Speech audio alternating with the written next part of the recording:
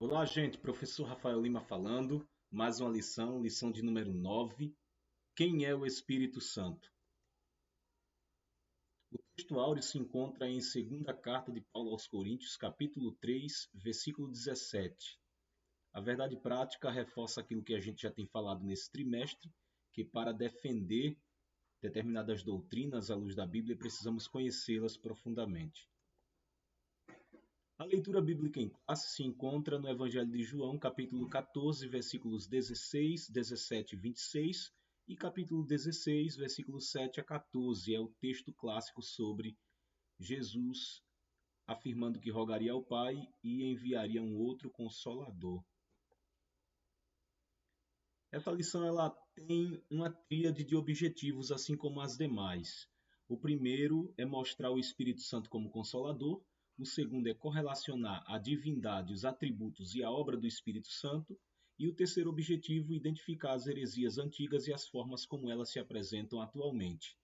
Dessa vez, a ênfase recai no quarto evangelho. Então, toda a estrutura e fundamentação textual, teológica, parte do pressuposto do Evangelho de João, especificamente a partir do capítulo de número 14, tá bom?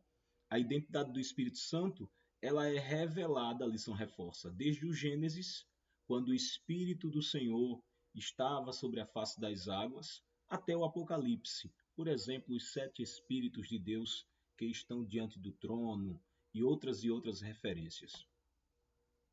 As perguntas cruciais dessa lição são: quem é o Espírito Santo? Quais os riscos derivados de uma leitura literalista quando lemos textos sobre o Espírito Santo? O que é que eu quero dizer com essa pergunta? Há pessoas que têm o risco de fazer uma péssima interpretação de uma leitura literalista. O que seria isso? Uma pessoa cheia do Espírito Santo. Enchei-vos do Espírito Santo.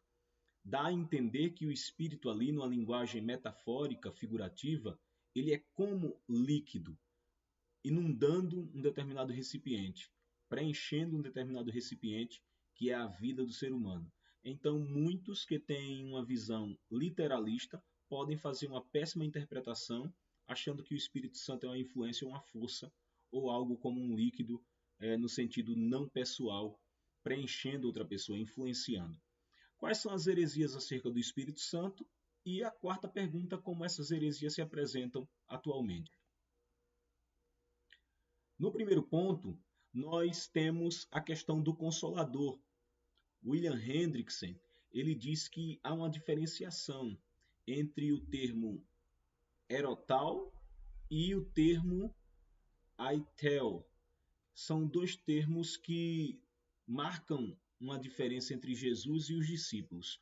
Enquanto Jesus ele pede para os discípulos, ele ordena aos discípulos para pedirem a Deus em nome de Jesus, e Deus concederá o que os discípulos pedirem, nós percebemos que Jesus ele roga ao Pai. Esse termo rogar não é meramente como pedido, é um termo que significa justamente uma proximidade de Jesus com o Pai. Diferente dos discípulos que vão pedir em nome de um representante que é Jesus, um mediador, Jesus ele tem a proximidade com o Pai, então ele faz uma solicitação muito mais próximo do Pai do que os discípulos estão no nível de espiritualidade e também de autoridade. O termo halos, né, é outro da mesma natureza, uma espécie e qualidade igual. Expressa apenas a diferença numérica, diferente de heteros, que quer dizer uma diferença qualitativa. Então, esse outro consolador, ele na verdade é um outro diferenciação numérica, mas ele possui a mesma natureza de Jesus que estava com os discípulos.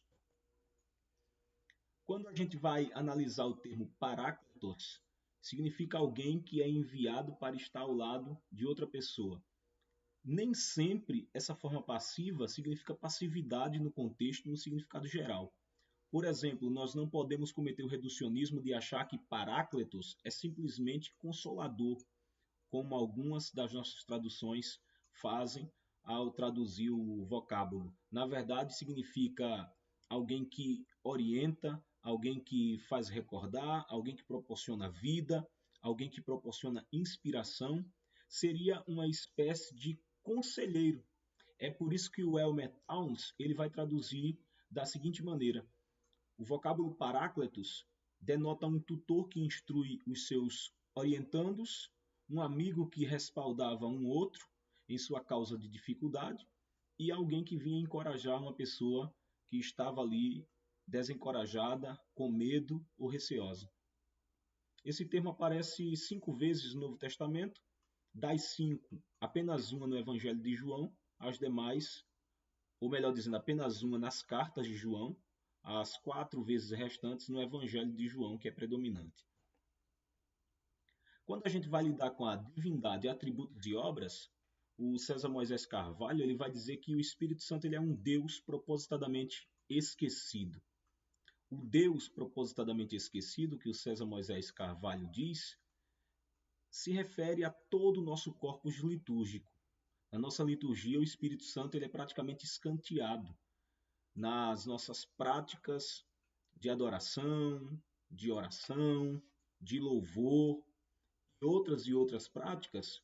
O Espírito Santo ele praticamente fica reduzido a uma mera terceira pessoa. E isso prejudica bastante a questão espiritual da igreja do século XXI. Porque, por exemplo, quando Sansão ele é possuído, dominado pelo espírito de Yahvé, esse espírito é o próprio Deus. Quando em Atos 5, 3 a 4, Pedro ele vai dizer que o casal mentiu, não a homens, mas a Deus, vocês mentiram ao Espírito Santo, Pedro associa o Espírito Santo diretamente à divindade. Assim como o escritor aos Hebreus, quando interpreta Êxodo 17:7, quando o povo ele praticamente endurece o coração diante da instrução de Deus, o escritor aos Hebreus aponta que o Espírito Santo ali, ele é o alvo daquela recusa e daquele endurecimento de coração. Por isso ele fala: quando ouvirdes a voz do Espírito Santo, não endureçais o vosso coração. Quando a gente analisa os atributos, onipotência em Romanos 15:19, onipresença no Salmo clássico, o 139, para onde mirei do teu espírito, para onde fugirei da tua face.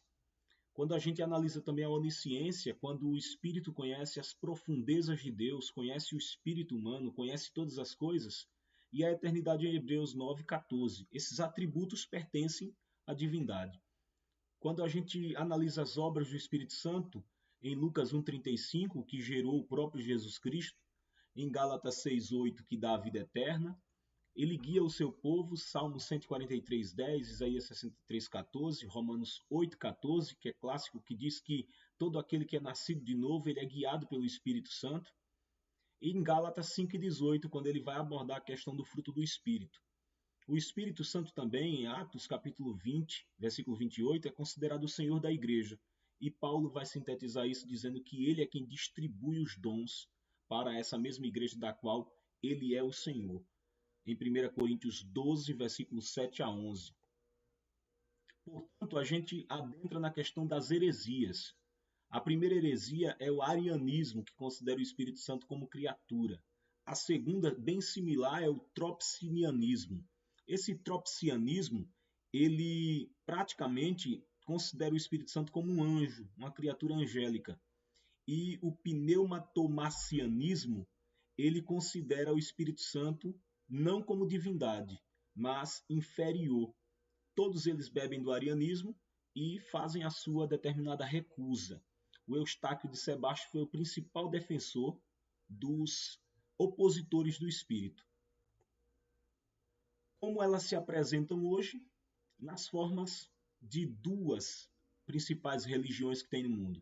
A primeira são as Testemunhas de Jeová, bastante conhecidas aqui no Brasil, principalmente na nossa região e na nossa cidade, no nosso estado. Eles negam a divindade e a personalidade do Espírito Santo. Para eles, o Espírito Santo ele é a força ativa de Jeová. Ele é como uma espécie de impulsão, influência espiritual de Jeová, como uma força, um vigor, algo imposto pelo Jeová Deus, que na verdade é o Deus superior. E quando a gente vai analisar o islamismo, eles confundem o vocábulo paráclito com períclitos, que quer dizer ilustre.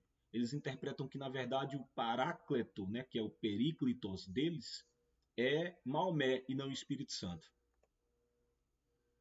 Então a gente conclui que o Espírito Santo, ele é Deus, ele é uma pessoa distinta do Pai e do Filho, porém da mesma natureza. Ele é o Paráclitos enviado pelo Pai através da solicitação do Filho para permanecer ao lado dos que creem, ensinando, confortando e fortalecendo. O Dr. Lloyd Jones ele diz algo que é interessante. Jamais alguém mentiria, blasfemaria, insultaria ou entristeceria uma força. A Bíblia, ela nos informa que se pode mentir ao Espírito, podemos blasfemar desse Espírito, podemos insultar esse Espírito e entristecê-lo. Portanto, o Espírito Santo, essa doutrina que nós consideramos como pneumatologia, refere-se à essência, à personalidade, à deidade e os atributos e obra do Espírito Santo. Essa doutrina ela merecia muito mais atenção, porém, nesse trimestre, ela é reduzida ou sintetizada em apenas uma lição, a lição número 9. Se você gostou, curte, compartilha esse vídeo e vamos fortalecer esse canal, porque sempre que pudermos estaremos lançando novos vídeos aqui para essa causa teológica do ensino. Fiquem com Deus, Deus abençoe a todos, em nome de Jesus. Tchau, tchau.